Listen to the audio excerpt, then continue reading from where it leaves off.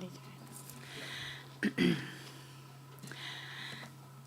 Good evening, ladies and gentlemen. Welcome to the February briefing session. Town of Bassendean acknowledges the Whadjuk people of the Noongar Nation as the traditional custodians of this land. We pay our respects to elders past and present and acknowledge their continuing culture and the contribution they make to the region. Councillors, I would ask if everyone has signed the Declaration of Civic Duty and Responsibility, noting that Councillor Burke will probably still have to sign the document if it's around. Is it? Yes, no? Okay. And I also haven't signed it because I haven't got the document in front of me. So, for the benefit of the audience, I'll read out what the councillors sign at the beginning of each meeting. Declaration of Civic Duty and Responsibility. I make this declaration in good faith and declare that I will duly, faithfully, honestly and with integrity fulfil the duties of my office for all the people in the town of Bassendean according to the best of my judgment and ability.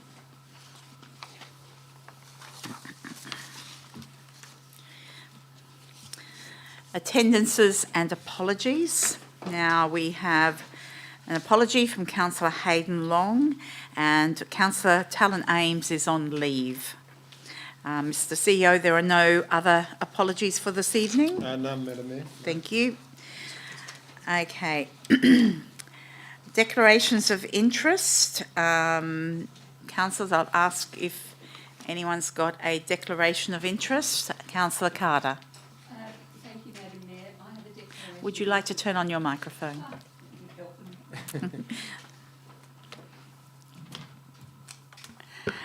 Thank you, Madam Mayor. I have a declaration of interest on item 12.3, Nurstead Avenue Heritage Area and Draft Amended Local Planning Policy number 4.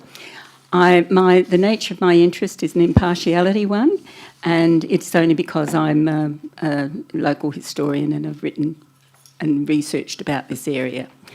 Thank you very much, Councillor Carter. I think many of us are aware of your expertise in that area. No other declarations of interest? Okay, we will move on to announcements. I only have one small announcement, noting that there is state government community consultation on a development that will eventually take place at 1 Park Lane, which is the Wilson Street car park. If you go onto the town's website, you will find the link to the DPLH community feedback form, and you can put in your feedback about that particular proposal. Thank you. This brings us to statement time. Statements are to be directed to me. If you wish to make a statement, you raise your hand. Councillor Carter? Do we have an acknowledgement of country? I've actually... You've just done that, I've done that. Oh. The town of Bassendean... did I not do that? You did it. I did do it. I thought I did. Sorry. So I started to... Just in English, I think. Yes, I think I just did it in English. I didn't do it in Whadjuk language. Sorry. That's because I'm rewriting it in a different format. Okay, councillors, we're at statement time. So if you have a statement, you can raise your hand, and when I point to you, you can come to the microphone, state your name and address. Statements are to be 2 minutes long and are to relate to an item on the agenda. So I do note that I have... a statement from Katarina Wolf. Now, I understand, Katarina, you're in the chamber. You've just arrived. So, Katarina, would you like to come to the microphone and provide your statement? If you could state your name and address, please. And is the microphone on? It is now. Thank you, Madam Mayor, and I'm glad I made it through the door. Good evening, Madam Mayor and councillors, and thank you for the opportunity to speak. My name is Katarina Wolf, and I'm the owner of number 4 Nurstead Avenue. I'm here to express my strong support for the proposed Newstead Avenue Heritage Area and the draft amended local planning policy heritage and character, even though I've also submitted some questions in regards to that. I just want to take this opportunity to sincerely thank councillors and town officers for the time, effort and care that has gone into progressing this work over the last few years. Many residents have contributed feedback over a long period of time, and it is genuinely encouraging to see that community voices have not only been heard but respected. Newstead Avenue is not just another street, it's part of Bassendean's living history. Its character comes from more than just the homes themselves. It comes from the established gardens, the mature trees, the deep green canopy, and the sense of place that makes this area feel like Bassendean. And importantly, this is not something that only benefits local residents. The beauty and tree canopy of its neighbourhood is something that contributes to the wider identity of Bassendean, something people walk through, enjoy, take pride in, which makes our town so special. We have consistently asked for development that is thoughtful, well-managed and respectful, not development that erases character and history.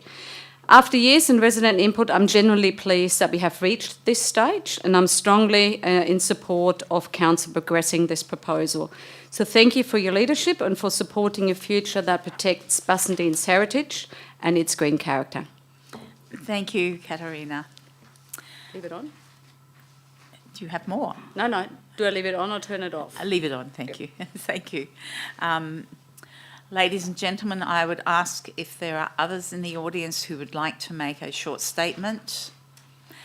Ma'am, if you'd like to come to the microphone, state your name and address. Sandra Hoffman. I live at 8 Devon Road. Can I ask you to move a little bit closer to Sorry, the sorry, I'm not used to microphones. And what I'm here for mainly is to save a beautiful house, which is right opposite me, number 9. And I've been told that it's going to be demolished, and I would like to bring to people's attention this little booklet that was composed for Devon Road, and it's a great puzzle to me as to why anyone would go to so much trouble to document these beautiful homes and then to systematically demolish them. So can I just interrupt now? Yes, sure. You rang me this morning and I we did. spoke. Yes. And I believe that the item that you're discussing is 12.3, which is the heritage, Yes. draft heritage number Yes. 4 policy. That's right. Okay, thank you. Okay, I'm just going to show you what comes with our house when we buy it, or whoever buys it. And I believe that other homes have the same sort of thing that goes with them. But what I really want to address is the fact that you can drive past these homes and you can see that they're absolutely beautiful. But what you don't see is what's inside. And I can assure you that what I referred to as Chris's house, which is number 9, is absolutely beautiful inside. And the thought of it being destroyed is really, really quite distressing. His daughter at one stage repainted it, and she sort of brought out all the beautiful decorative plaster, and it's got lots of lovely decorative woodwork. On the outside you've got finials, and you've got decorative woodwork on the veranda, and you've got all sorts of beautiful chimney pots. So I'm just going to Go ahead. perhaps focus on this one. Your conversation this morning with me was that you wish to ensure that these sort of properties are not demolished. Is that correct? Absolutely, absolutely, Okay. beyond anything, yes. Okay, so that's why you've come to tonight's That's meeting. why I've come, Yeah. because, yes. Okay. And the property that you mentioned that is next door to you or across the It's road? across the road, yes. And what number is that? It's number 9, In Devon? Devon Road. Devon yes. Road, okay. And this is the booklet that was Okay. compiled about the architecture of Devon Road. Okay. And the one that was demolished is in here. Number Okay, so there's 29. another one that's been demolished. It's already been demolished. I drove up the road the other day, and there it was in the last throes of existence. Okay. Okay, sorry, I think I interrupted you, but nevertheless, I just wanted to, the councillors to understand the focus of your discussion here tonight. Yep, yeah. I took some photographs of the interior of our home to show you all the sort of features that you get in these sorts of homes, the glasswork and the picture rails and all the fireplaces are absolutely beautiful. But Chris's house, number 9, is far more beautiful than my house. It's an absolute gem. Okay. And to have it demolished is absolutely unthinkable. Okay. So that's what they've been given permission. So what I'll do, I'll ask others if they want to do statements. We will have question time after this, so you can also follow up with questions during question time. So if you'd like to take your seat, and we'll see if Yep, others okay. want to make a statement. Yep, okay. But if anyone wants to come and have a look at my phone, I can show them the Yep. photographs, okay? Okay, thank you. Ladies and gentlemen, is there anyone else who would like to make a statement? If you'd raise your hand and come to the microphone. No? Okay, in that case, we will move on to public question time. I should remind everyone as well that our meetings are live streamed and also recorded, so everything is obviously very public in these meetings. So question time must relate to an OCM agenda item that's being considered and discussed here. This is a briefing session, so briefing sessions are more a question and information session. The council meeting will be the following week for decisions. Now, question time, we normally take 2 questions, and I may direct the CEO or the staff to provide a response. And if you'd like to ask a question or a couple of questions, please raise your hand and come to the microphone. Sir, if you'd like to come to the microphone and state your name and phone number. Your name and address. Stuart Young, Nurstead Avenue, Bassendean. Hey, Stuart. Do you want my phone number? I think you've rung me enough times that I have it. So, My question is, if we've got these heritage precincts within the town of Bassendean, e.g. Devon Road, why is the town of Bassendean allowing significant homes to be demolished? Like they're issuing demo permits for homes that are in those precincts, and I thought the whole idea was to preserve the buildings and that area. Mr. CEO, do you want to direct that to us? Yes, Madam Mayor. Manager of Planning might be able to provide a preliminary advice, otherwise we can take it on notice. Thanks, Alex. Through you, Madam Mayor. Currently, heritage protected places ordinarily that would trigger the need for a development application for the demolition. Currently, our existing local planning policy number 4 exempts it if it's not on a heritage list. A heritage protected place broadly includes heritage areas, or it does under the definition of the regs. The item 12.3 seeks to address this, so moving forward, if the amended draft local planning policy in item 12.3 is adopted by council, if any dwelling within a heritage area is proposed to be demolished, whether it has heritage value or not, it will trigger the need for a development application from the town for us to consider the impact of the removal of that dwelling on the actual heritage value or character value of that area as a whole. Yep. This particular property here was on your heritage list. I believe it was a category 3, but don't quote me on that, and that's actually been demolished about a month ago.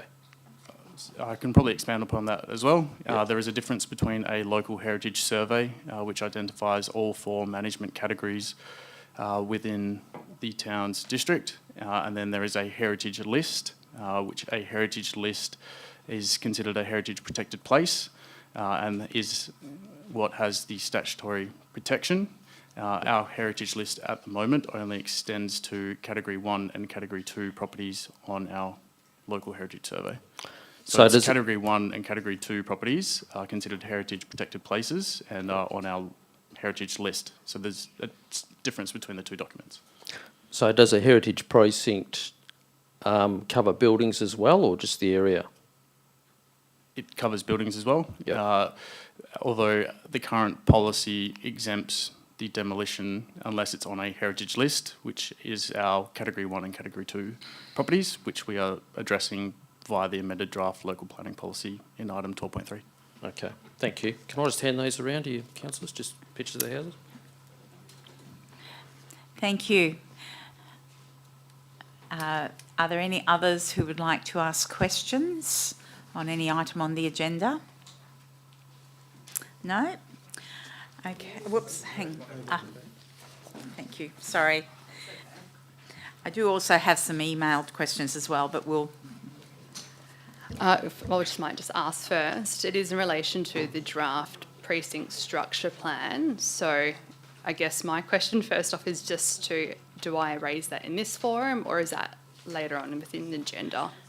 No, all questions and deputations and statements are done at the beginning of the meeting. Sure. And then community members have no ability, after we've gone past that, to add anything to the meeting. Okay, so I might. I am on here on behalf of my father, who is the owner of 14 to 24 Old Perth Road. So just before you start, I Yes. do know, and I have read, this is Mr. Yukovanovic? Yunovich, okay. I have read that information and the questions, and I believe the CEO has indicated that the technical nature of the questions will be responded to by email this week before the OCM. Okay. So that's just to let you know the status of that. However, I'm happy to hear a couple of questions on behalf of your father. If you give me one moment, if that is the case, I may just take a moment. I think that might be the appropriate forum just to have that exchange first before going any further. But thank you. Okay, well, I'll just ask if any others would like to actually ask any questions before we move on. I will give you a moment because I have actually got some emailed. Katerina, you sent emailed questions, but you've actually dealt with those already or not? No, I haven't. Okay, would you like to come and ask your questions? And I'll let you discuss with your father very quietly. So.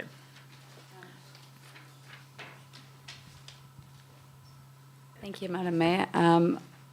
I try to recall what I've asked. I think one item has been dealt with because I was asking about item 12.3 has been listed twice, once to be voted on bulk and once to be voted or considered separately. I asked a question about that and I believe that's been answered. Oh, thank you so much. Thank goodness.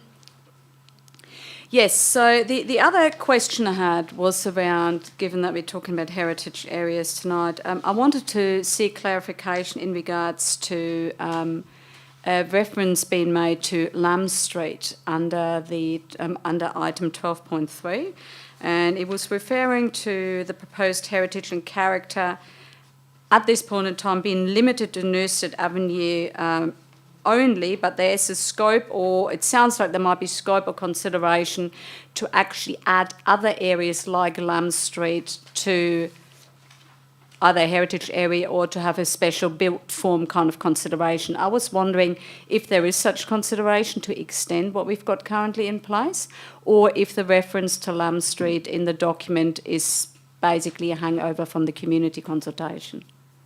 And Alex would know the answer to that probably.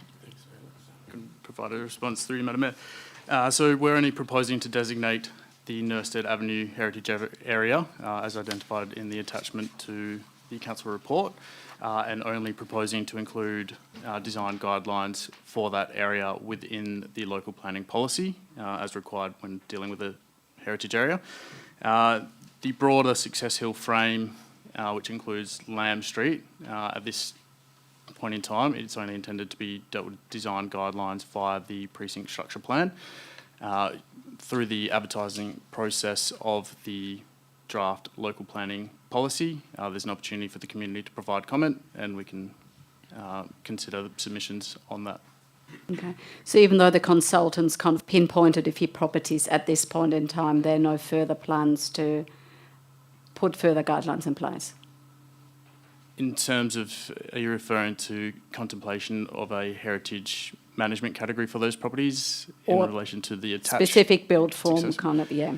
Form build form, yeah. Via this process for this local planning policy, no, Okay. in relation to item 12.3. All right.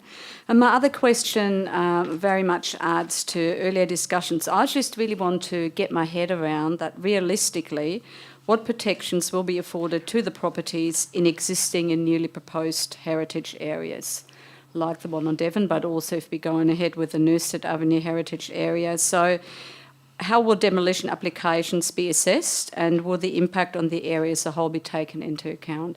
I'm just trying to get my head around, yes, an application is required, but what happens then?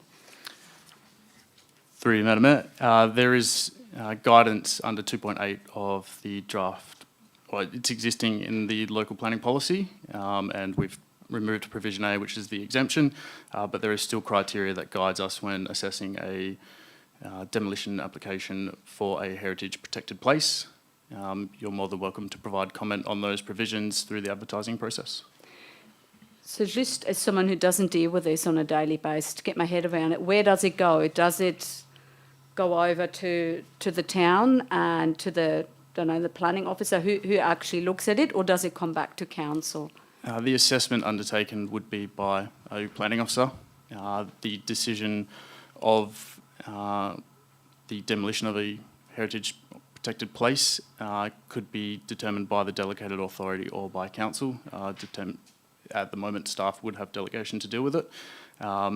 In terms of matters that we would be considering, I think which will broadly answer your question, the heritage significance of the heritage protected place is a point A1 that we would consider in 2.8A1 is the first provision that we would consider, and that would be looking at the contribution of the property to the broader heritage area and any kind of documented heritage value of that place. So if that place was recognised on the local heritage survey and the management category 2, 3, we would take into consideration its statement of significance as part of that assessment and the broader area and the impact or the loss of that dwelling would have on the heritage significance of that area. That would also occur for a property that doesn't have any perceived heritage value. So on the back of, so I'm just trying to wrap my head around, on the back of the discussion just before, obviously there are not many Category 1 listed sites here. I'm thinking Earls Ferry very much in a category on its own. So most of the properties we would be talking about in heritage areas would be still category largely 3 and 4, I would say, the way they've been kind of categorised now. There were a few that were number 2 and then kind of got dropped down. Are they going to have any sway, or is it basically a case of someone submitting an application and it's going to be very much rubber stamped? Sorry, it's a bit of a controversial question. We'll make this the last one. That's okay. There's a reason the administration has recommended the deletion of the exemption for properties that aren't on the heritage list within a heritage area.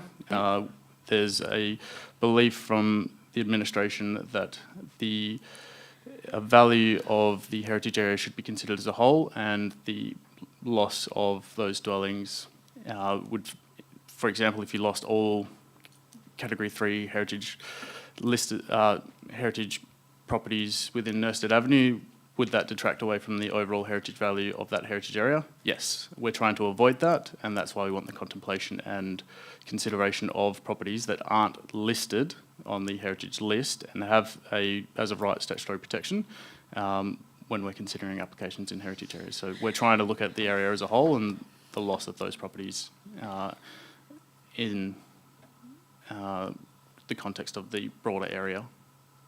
Thank you. Okay. Am I passing those back?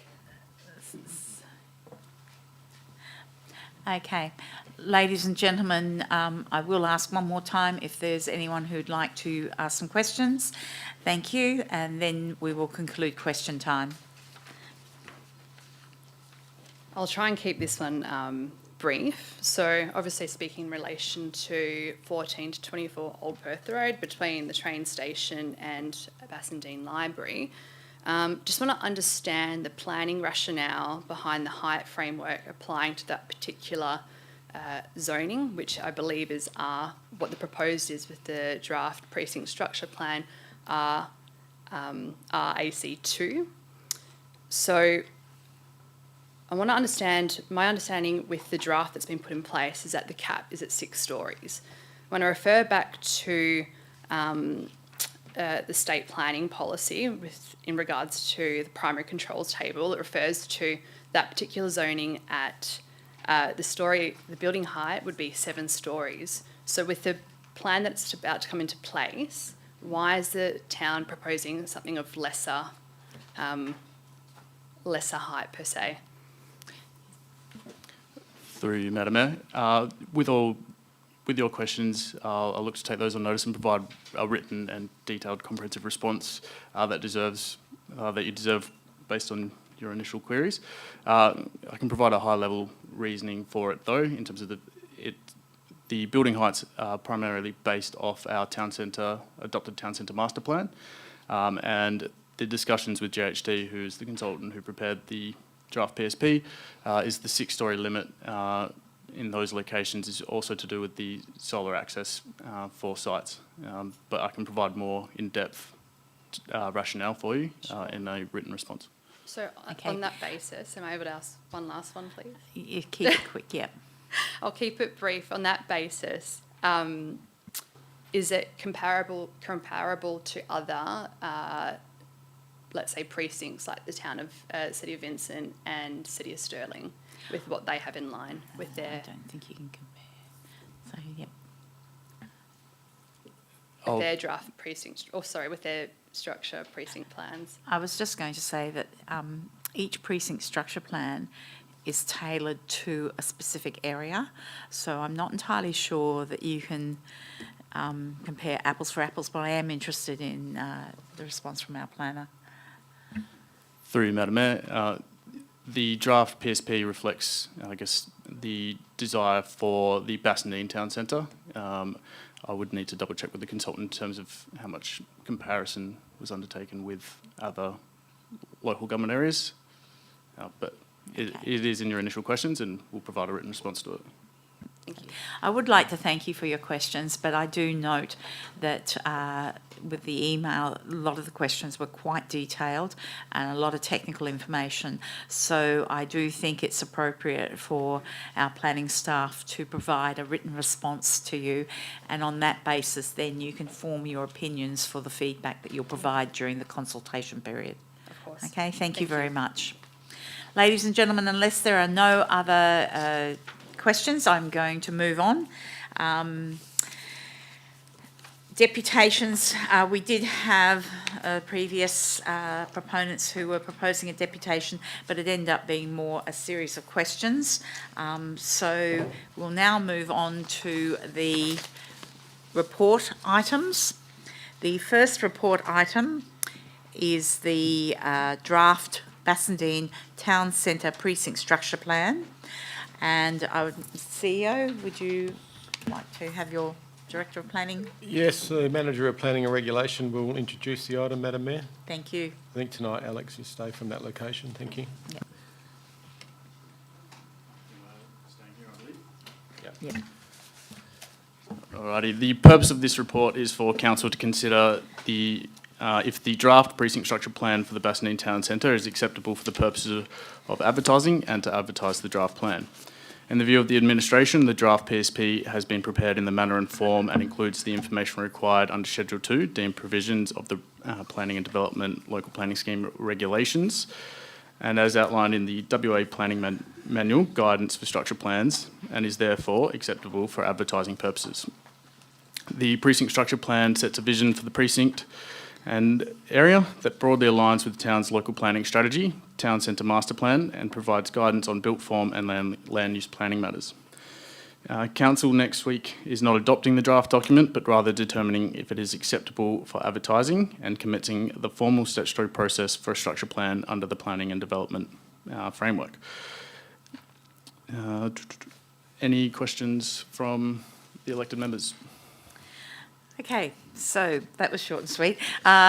Councillors, I'll open it up to questions. Councillor Carter. Oh, thank you very much. To you, right. I've got two issues about the structure plan that I'm curious about. One is parking. The other is how you are going to protect, and this has been brought up tonight, how are you going to protect buildings in a heritage precinct? Now, I bring that up for information because Devon Road was designated R15 to prevent demolition and subdivision in the first place, and that was quite some time ago. And yet in the space of less than 3 weeks, we've seen one lovely old home on 29 Devon Road completely demolished, and now there's approval for another one, which is one of the grand old dames of Bassendean, to be demolished. So do we know what's going in its place and why they would do that? Is there any sort of questioning of that motive? Sorry. Specific questions on matters that aren't related to the precinct structure plan, like Devon Road, if they can be sent through separately, and I can provide a response to those. Okay. Okay. Certainly. I think perhaps the next item, that may be a question that you can ask, but I think with the precinct structure plan, if I'm hearing you're trying to ascertain the protections for the heritage precinct areas that are included, but I'm not entirely sure whether you've got a response that is as detailed as what the councillor is asking for. Potentially not, but I can give it a go. Okay. In terms of the heritage areas that have been identified, such as the west end of Old Perth Road, and we are now proposing a Nurstead Avenue heritage area, which is the next item on this agenda. They are heritage areas, and if adopted for Nurstead Avenue, they'll be recognised as heritage protected places, and they'll, in addition to the design guidelines within the precinct structure plan, there is also the local planning policy, if adopted, that will provide additional design guidelines for redevelopment and development in those areas. Okay. Councillor Polivka? Yes, thank you. I'd also like to talk about building heights. So I thank the family for coming in that was concerned about maximum building heights. I suppose my concern is more in the way of minimum building heights. So how we can maximise the development in the areas where we intend development to occur, to save it spilling out into other areas which we're looking to protect and use for other purposes. So in terms of the precinct structure plan, can it specify, whilst it can specify a maximum building height, can it specify a minimum height? Most precinct structure plans, or PSPs, deal with maximum heights, but there is nothing in the regulations that expressly prevents specifying a minimum height. I would point out a minimum height is more intrusive than a maximum height because it compels development form rather than simply constraining it. That means justification for it would need to be strong. But that could possibly be consistent with state government intentions within 800 metres of train stations where they might like to see that occur.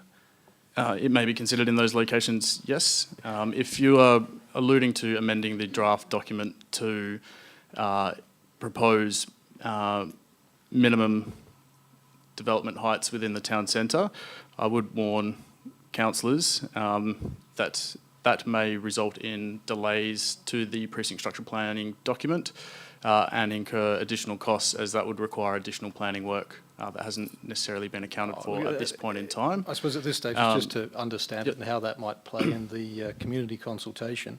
So I suppose you've already outlined that there can be, that it's somewhat intrusive. Obviously we have infill targets that we need to reach, and if there's an underutilisation of land, that could be an issue. So in what circumstances would proper and orderly planning justify the imposition of such controls? It may be considered acceptable where it is necessary to support a designated activity centre or achieved clearly defined urban design outcomes. The town centre, under the town's local planning strategy and the sub-regional framework, is identified as a district level activity centre. So there may be merit in it there, but as I would suggested to your previous comment, councillor, this is a robust document. Feedback from councillors on the draft document had been available for some time, and we are presenting it to council for acceptance to advertise. Yeah, no, absolutely. Just in terms of, I guess, the parameters as to what we can make the community aware of what they can and can't do.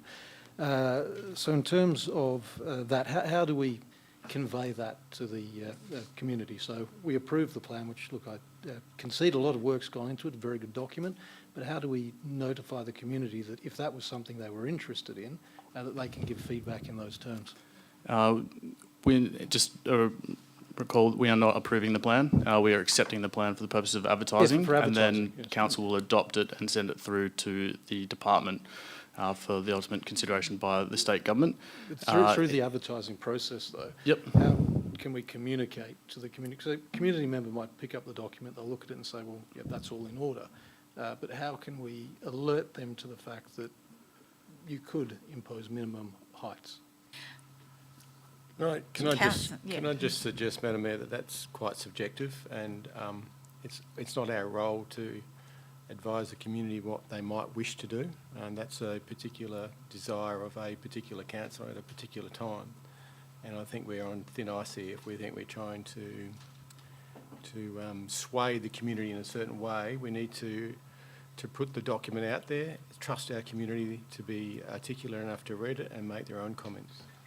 So, Councillor Blifka, before you go on, can I just confirm that the advertising of the document must be within 28 days of the council decision to advertise, and then the advertising will be for 42 days, or are you planning for a longer advertising period? The statutory requirement is 42 days, and if we wanted to go for longer than that, it would need support from the state government, Okay. WAPC.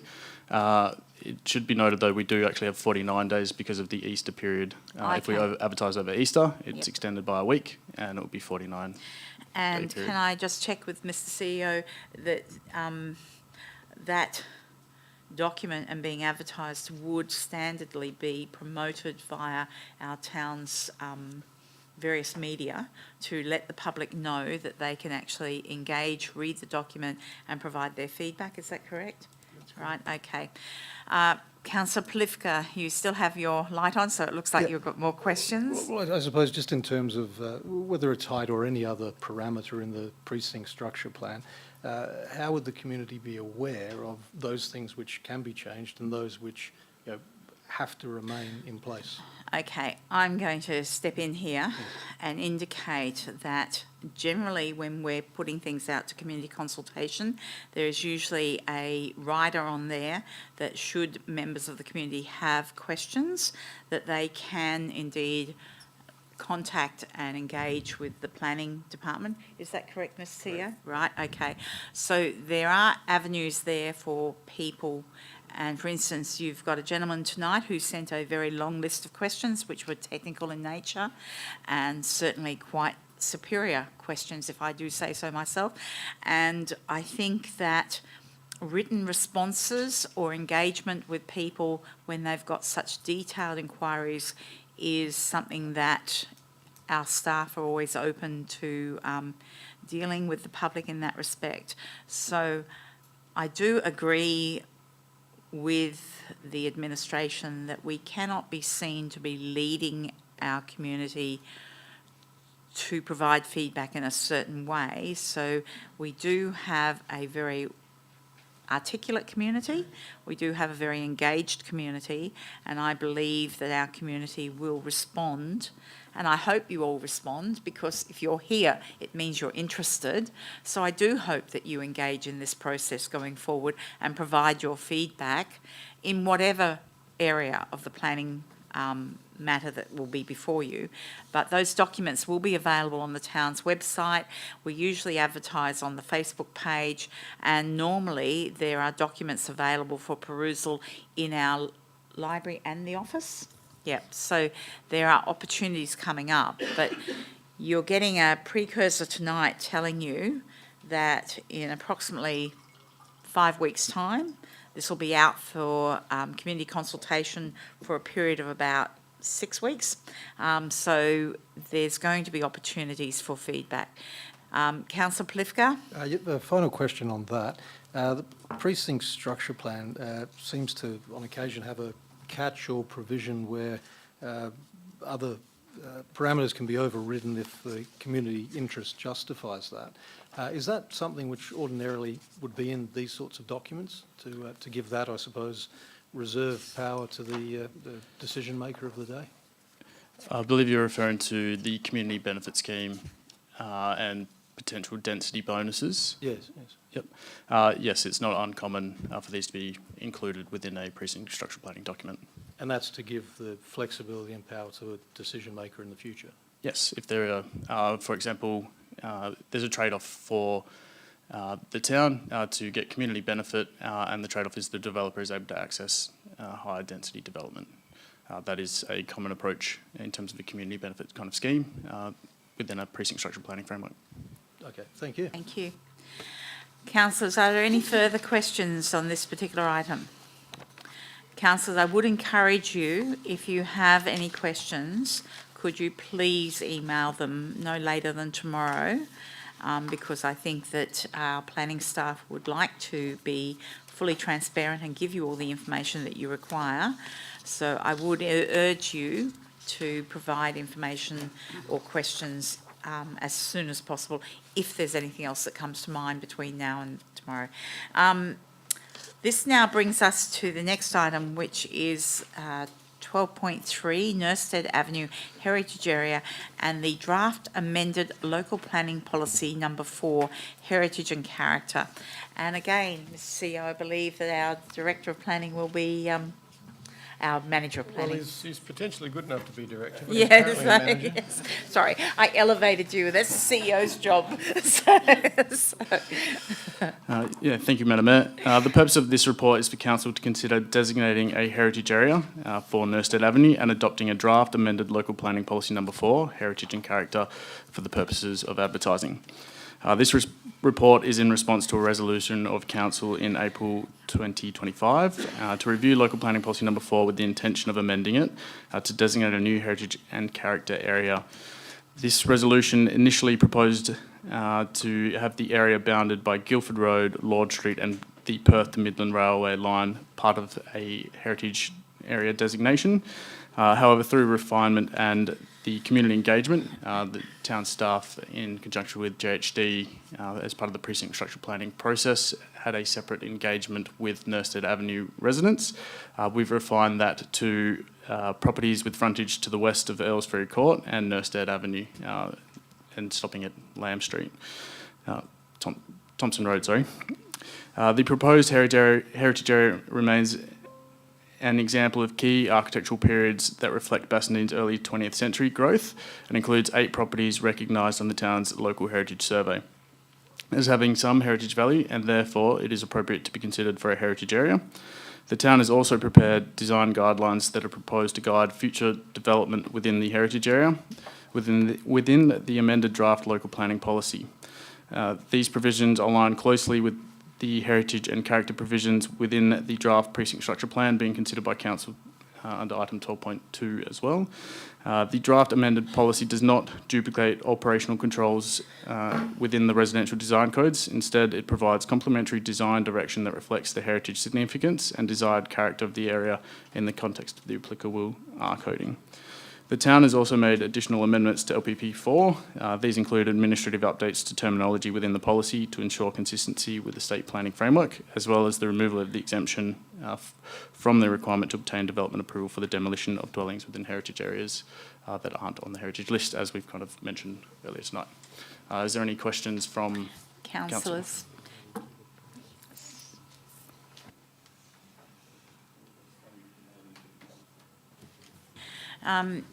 Councillors, Councillor Plifka?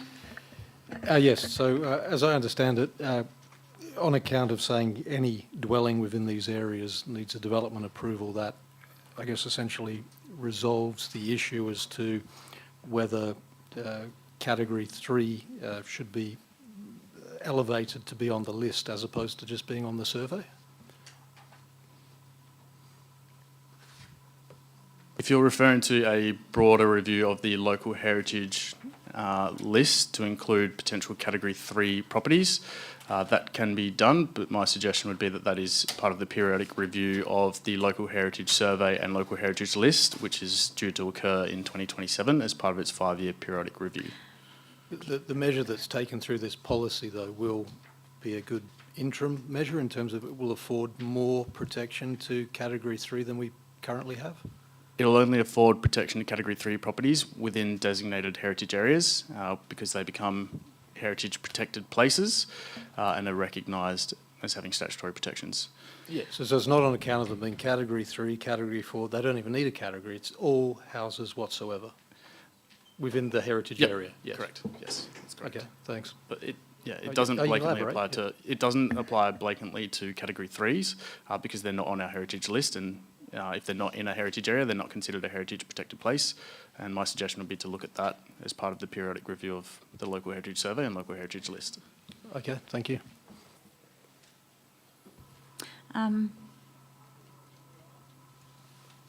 Okay. I do have some questions about this. The heritage lists, obviously Category 1 and 2 have automatic protections. Category 3s do not. I have actually broached this subject quite a few times in the last couple of years because I've always had a concern that if we lost a lot of Category 3 properties to demolition, it would change the whole interface and the whole atmosphere of the town. Would you agree with that particular position?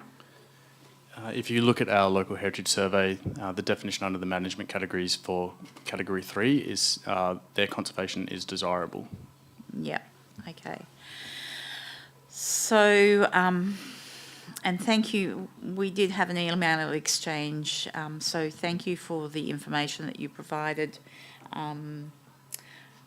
For the benefit of people, I actually asked about how Category 3 is pretty similar to some of the other questions that have been asked tonight, how Category 3s can be given statutory protection. And my understanding is, and this is for Category 3s everywhere, not just in heritage areas, so Category 3s to have statutory protection requires a review of the heritage list. Is that correct? That is correct. Right. So that next review is not due until 2027. That is correct. Okay. And if myself as a councillor or councillors wanted to bring that forward, that would probably require a notice of motion, would it not? Yes, it would. Okay. Yeah. Okay. Yeah, and a budget consideration as And a well, budget- and, and a and or staff resourcing requirements as well. Right. We're at FT Okay. of 2.7. Okay. Yes, I do actually understand that. So the indication, because there have been ratepayers who've contacted some of the councillors around the demolition of heritage properties. You've heard tonight from a ratepayer about the one in Devon Road that is earmarked for demolition.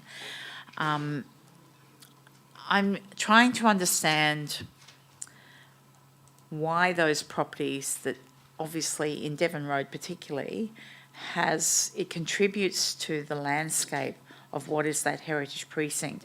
So I'm trying to understand how a demolition can be approved on a property that is a Category 3. It's obviously a Category 3. Actually, I haven't looked at what category they are, but I believe those two that are mentioned were Category 3. So I want to understand how they are actually approved for demolition. I would have to have a look at the specific properties in terms of their categories, but as I understand it, they are Category 3 properties on our local heritage survey. They are not on the heritage list and therefore do not require development or planning approval for them. Based on the existing version of our local planning policy number 4 exempts that requirement. Even though it is in a heritage area, it is exempted under the current format of the policy. We are looking to address that issue via this amended local planning policy. So, just for my own comfort, if those demolition applications came forward after this policy has been approved, is it likely that they would be approved for demolition after this policy goes through? We would be considering their heritage value and making a decision on that, noting that they collectively form a heritage precinct and have desirable levels of heritage retention, there would need to be a pretty strong argument, I would have thought, for us to be in a position to support the demolition of those dwellings, be it structural issues that are beyond repair, but for us to make a recommendation on those particular properties that offer that heritage value, I'd suggest it need to be. If I could have some feedback on those ones that that we've just spoken about. My last question on this is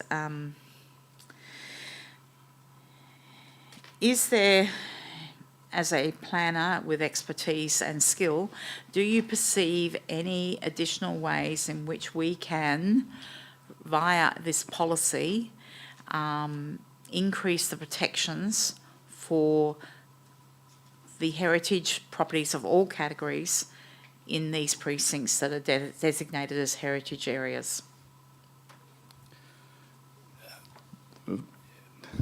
It's a bit subjective. In my view, it would be adopting this amended draft local planning policy, which gives us consideration for the removal of any dwelling in those heritage areas, so we can look at the precinct more holistically. Okay. Right. Councillor Carter. Oh, thank you. Getting back to the question of trying to protect areas with zoning. Now, when you put a low zoning like an R15 and R7 and so on, as we have done in certain areas, that was with the aim, and that we were told at the time that that would protect those properties. Clearly, it's not, so we need to think of another lever, another mechanism. Madam Mayor, it protected those properties from additional subdivision by having the R15 zoning. If you're referring to, for example, Nurstead Avenue, which has an R100 zoning, if we were looking to change that zoning, it would need to go through a scheme amendment process and subsequently would need to be signed off by the Minister for Planning. No, I'm not. We were told very categorically that that wouldn't be happening, so let's not waste time on that. We have to pull other levers to protect, otherwise we're going to lose a lot of our properties and a lot of our old houses. So, Councillor, that's not a question, it's a statement. Well, yes, it is, Yes, and my thank apologies, you. Madam Mayor. Okay. Sorry, I have to pull people up on these things. Okay, councillors, I'm going to allow one more question. Yes, so look, obviously don't want to adversely affect people's property rights, but where a owner of one of these heritage houses is willing to put a restriction on that house prior to the sale of that house, is that something which we can facilitate?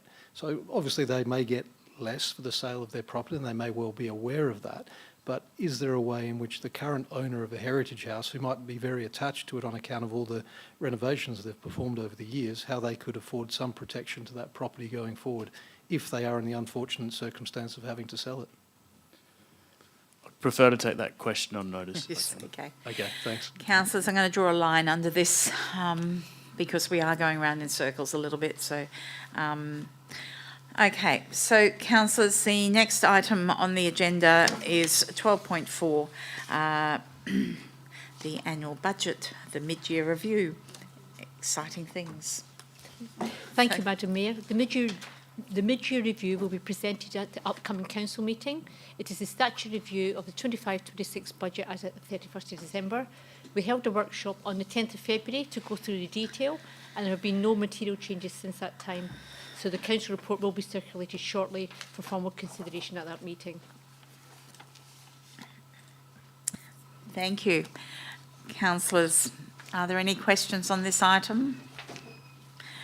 Okay, we'll move on to the next two items, 12.5 and 12.6 are accounts pay. So as usual, councillors, if you have any questions on these items, could you put them in writing to our Director of Finance or Corporate Services? The next one is 12.7, the monthly financial report. Thank you, ladies and gentlemen. Thank you. Have a good night, all. So, councillors, 12.7 is the monthly financial report, and would you like to provide any information on that? Just thank you, Madam Mayor. Just basically the overall, we are in a stable position.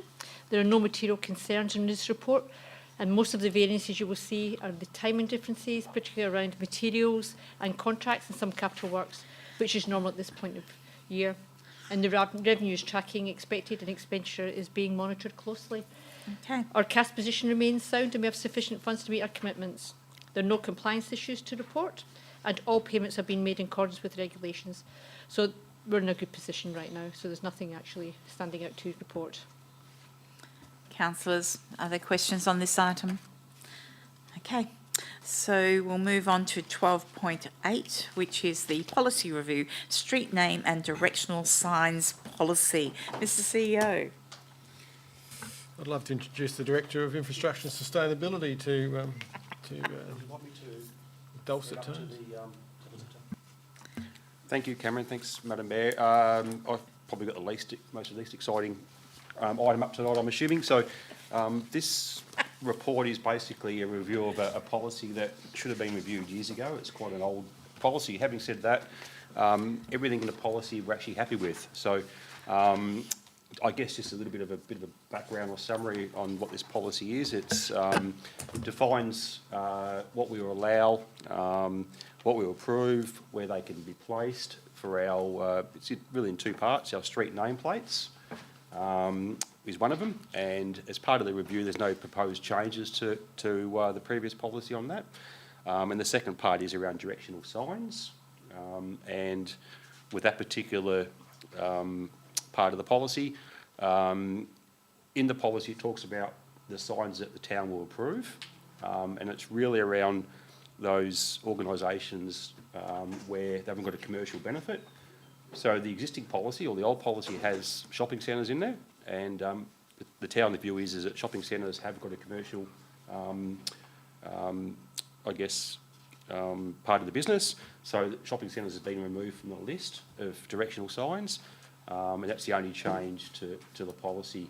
The policy still has community halls, schools, public toilets, the stuff that really benefits the community on knowing where they should be going. So to summarise, the only change really has been putting it onto our latest policy template, which is important, and removing shopping centres from allowable directional signage. Thank you. Thank you. Councillor Carter. I find it fascinating, this subject. So my question is, we used to have heritage signs as part of our directional signs in a different colour.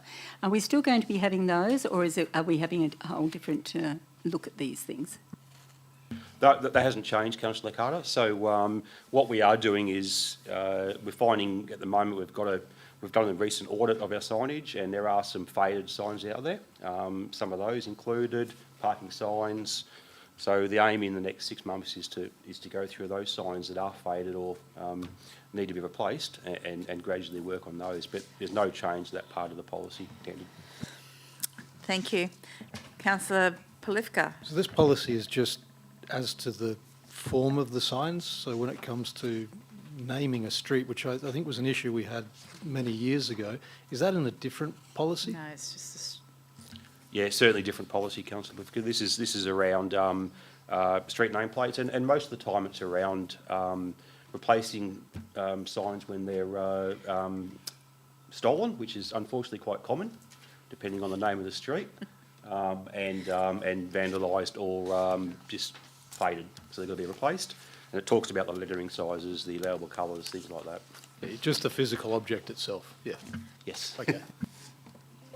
okay. Councillors, the next item on the agenda, thank you very much, by the way. Sorry. The next item on the agenda is 12.9, Code of Conduct for Council members, committee members and candidates. Mr CEO. Madam Mayor, I'd like to, the Manager of Governance, to address 12.9, and while he's on that, probably 12.11, and I can come back to 12.10 if that suits. Okay. Thank you, Madam Mayor. 12.9 is a legislative requirement. When councillors were sworn in October after the election, there was a code of conduct, but it has changed. It's been updated since the latest local government reform, which came into play on the 1st of January. I'll just direct you to the key changes to the Code of Conduct is really around the introduction of the local government inspector, and the changes in the Code of Conduct reflect that new role within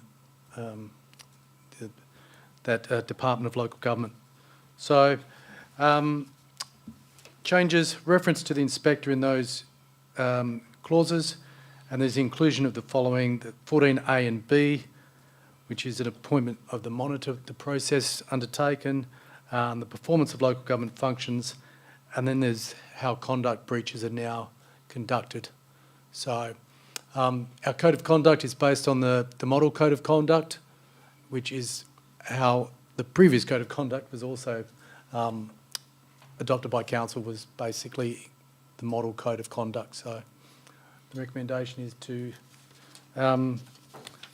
adopt that updated code to reflect the changes to the Local Government Act reform. Thank you. Councillors, questions on this item? Councillor Plifka. So just these new roles. So we've always had, local government have sent people from time to time. So inspectors, a monitor is somebody that the inspector essentially deputises to assist with their role. Is that the case? Correct. If the monitor is appointed if the inspector sees issues within a local government, or if there's a role to be played, yeah, pretty basically to come in and oversee how things are going on behalf of the inspector. And is inspector is one person, or there are multiple inspectors? One inspector. Okay, so the monitors are how the inspector fulfills their role? Correct. Okay. If I can, Madam Mayor, the legislation is around early intervention, and so the monitor is the early intervention phase before the inspector goes in and would stand down a council. So it's getting early intervention by having what is actually going on and trying to rectify it before more severe action should take place. If I can add something to that and say that this council and this administration are, in my mind, extraordinarily well organised and behaved, and I have no doubt that we will avoid inspectors and monitors into the future. So thank you one and all for your great efforts around this space. And also you were, councillors, there's no other questions on this. Okay, so you were also going to talk to 12.11. That's correct. This policy review, similar to the street signs one, it's a well overdue for review. However, the content of the policy is still relevant, and really it's about updating the policy to reflect the common seal is used appropriately, and that documents are executed in a consistent and transparent manner. So there's no changes proposed. Really, it's about getting our documents up to a standard with the templates, and to make sure that the current policy is still relevant and allows administration to operate effectively. Thank you. I actually, when I read through the policy, could not see any changes. So, yeah, thank you. Councillors, Councillor Plifka? So in terms of the electronic execution of documents, DocuSign, things like that, do we have a policy on that, and is that something which local governments are able to do? This policy is really about the designated authority to act on behalf of the council and how the common seal is used. I would have to look up. I'm pretty sure we would have a policy on signing, but I haven't looked at that one in regards to this review. Okay, thank you.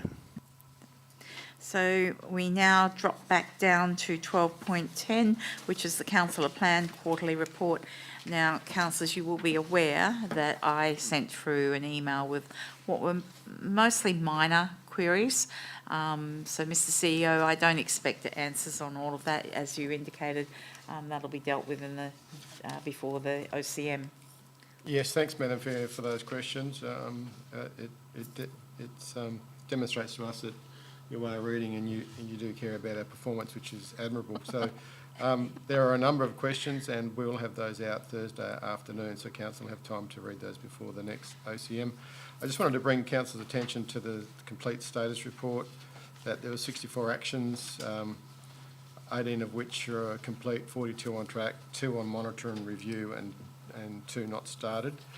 The 2 that are on monitor and review are outlined as being 2.3.5, which is develop a master plan for the Ashfield Reserve. Yep. That's currently on hold, mainly because of the station precinct announcement from Department of Planning and Local Heritage. And the reason for that is that we were to expend considerable funds this year on a consultancy, which we've now seen more prudent to hold off until we understand more about those potential impacts before we expend council's funds. We've raised that with the department, so we'll keep council updated. So that's on monitor and review. And the other one is the implementation of the rights of way strategy. That's a significant piece of work made harder by deceased estates and some land administration issues. And at the moment, we just don't have the internal resources to focus on that particular strategy. So should this be a high priority of council, then I'd suggest during the budget workshops we need to probably provide some guidance, and I would suggest we would need to put in some temporary staff just to look at land administration matters, and then we could deal with those rights of way, but it is a complicated process. Thank you. So, Mr CEO, can I just ask a question about the rights of way? And I will declare that my property abuts a right of way, and the property owners all participated in a bit of a petition to convert that right of way.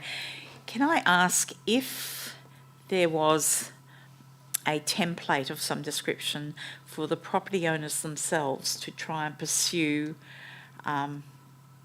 that process? And I do know it's a process. Would that be something that the administration could cobble together to give to those property owners who, as a collective, want to pursue acquiring those land portions? Potentially. As I said, it's complicated. You need 100% approval by the people to all agree, and that's very rare. There's always somebody that wants more or less, or doesn't want to change, or doesn't want to have to part with any cash. So can we shock you and tell you that that has already been discussed? discussing it is one thing, formulating that is another, and then the resources here to manage that is quite difficult. So, as I said, I think it's a large body of work for very small benefit to the broader community. So, if it is a particular high priority, I think we're going to need to address it through the budget workshops with additional resourcing. Okay. Councillor Plivka. 9.1.2. Which is? So that is an action concerning the boundaries of the town of Bassendean. Okay. And the question? So the last comment there, it says, should council wish to initiate an application, this would require a notice of motion. Is that something we need to do, or are we not at that stage yet? Thanks, Councillor, for the question. I think noting the sensitivity of boundaries, I would think an in-camera conversation around that potential notice of motion would be more beneficial than a public agenda briefing. Thank you. No, this is just nothing we have to do. That's No. Not at this stage, no.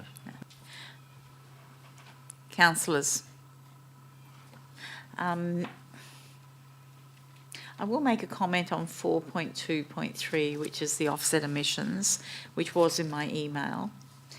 And it occurs to me that we don't include the emissions for street lighting, of which the majority of our street lighting is not up-to-date LEDs. So I was interested in the differential. If we were offsetting the emissions from those street lights that are Western Power property, because they're not being changed to LEDs or luminaries that are efficient, Has any council, to your knowledge, pursued Western Power to contribute financially to offsetting those emissions from their more inefficient luminaries? I might defer to the Director of Infrastructure, but I am aware of larger local governments, and particularly Albany have been very successful in this, where they partially funded the complete change-out of most of their street lighting and brought forward the Western Power's renewal period, and I think they received some significant funding to do so. But I'd leave it up to you, Shane. Yeah, not a lot more. Thanks, Cameron. I know there's some metropolitan councils doing the same thing, and particularly some of the tier ones, and they're finding benefits because they're reducing their obviously their tariffs because the LEDs are going in. In terms of the question that you've asked, Mayor Hamilton, that was one of the ones I got today that I'm struggling with, so I need to put a bit of work into that. The other ones from my area were actually quite simple. So leave that one with me, please, and I haven't got much more to add to It's Cameron. nothing that I want you to sweat over. I just thought it was an interesting idea that we're trying to go to zero emissions, and yet that's going to be impossible whilst we have Western Power's older lights that don't work efficiently. So it was just a connection in my mind. I don't know that it can lead anywhere potentially. So don't work too hard on that one. I'll do some work though. Okay. Just to follow up on that one, where these top tier, obviously they have more funds available, but if the town of Bassendean happened across some money, do we know how long it takes to recoup the investment by the savings of power costs? I can get those figures. I know one of the councils quite well that is doing it, so certainly it wouldn't take me long to get that figure. But tonight I'm just not sure what that is. No, much appreciated. Thank Certainly you. obtain that. Out of interest, all the underground power areas, surely all of those have been updated to LEDs or not? Maybe Ashfield not. When I did some work on that as part of the streetlight policy, I found that most have been. Okay, good. Again, I've got those figures from 12 months ago, so Okay. happy to provide that. Okay, no, thank you. Okay, so the last item is the notice of motion, 13.1, community funding policy, which has been provided by Councillor John. So, councillors, this is your opportunity to ask any questions on that particular item. Councillor John, this is for questions. Oh, I don't know that you should speak to it. I think it's just if councillors want to clarify any points on the notice of motion. So, yep. I will ask a question of the administration in respect to that particular notice of motion.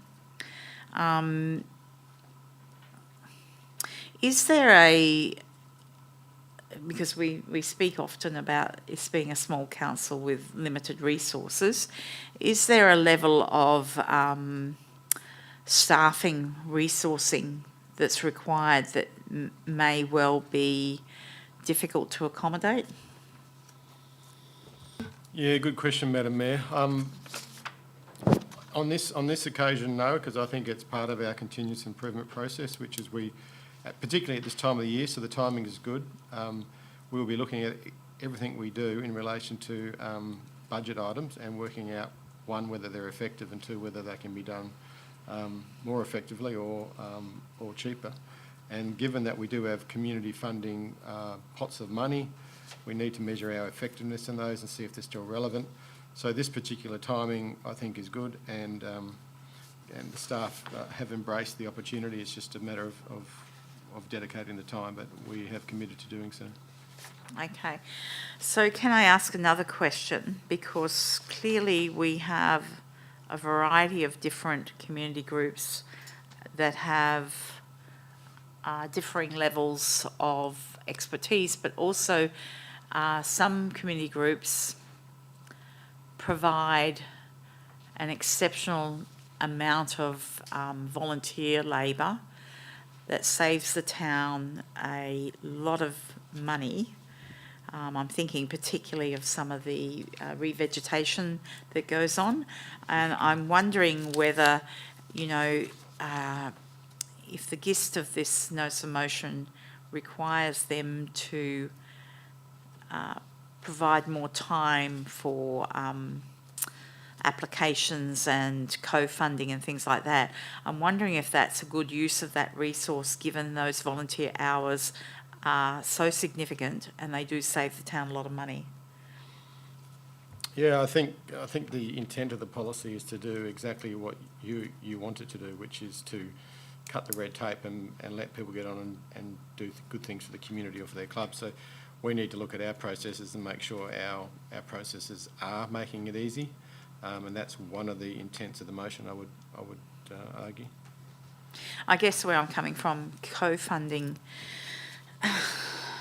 I can see that being useful in some circumstances, but in other circumstances, if it's a requirement to access council funds, my question is, does that work for all community groups, or some community groups it's worthwhile providing funding because they provide so much benefit in other areas? So my concern boils down to the difference between some of these groups and how they operate. So that's my concern, and that's why I asked the question about how the administration, if you've got a blanket policy that applies right across the board, I'm a little bit concerned about that. So I wanted to understand how you as CEO would administer something like this. Yeah, look, again, I think the intent of the policy is to take into consideration all those things you've just said, and quite clearly, I think the delineation will probably come back down to what type of project it is. If it's a capital project, I think there'll be more rigour around it because they'll be seeking co-contributions.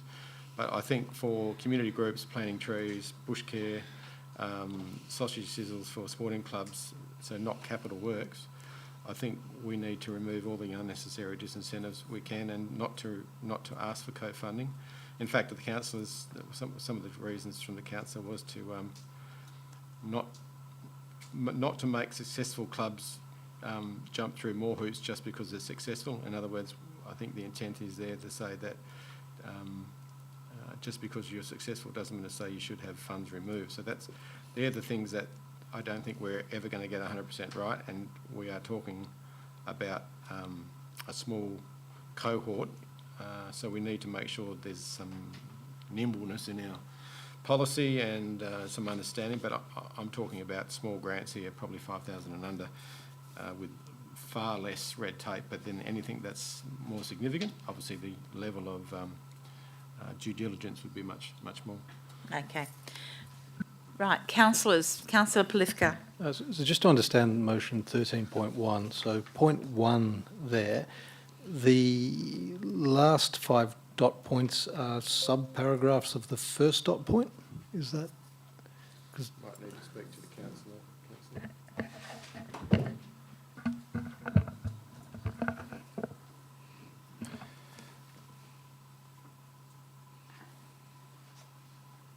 Could you repeat your question, Councillor Polifka? Yeah, so you got number 1 there, you got 6 dot points. My reading, given what I understand to be the intention of it to relate to clubs as opposed to the administration itself, because obviously we're not going to authorise the administration to improve financial sustainability, because they're doing that very well at the moment.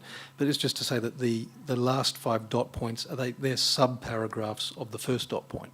Is that? Yes, that's correct. So, yeah, the intention is to for the administration to review the policy and come up with one that will assist community groups in building their organisational fundraising capacity, improve financial sustainability, diversify their income streams and so forth.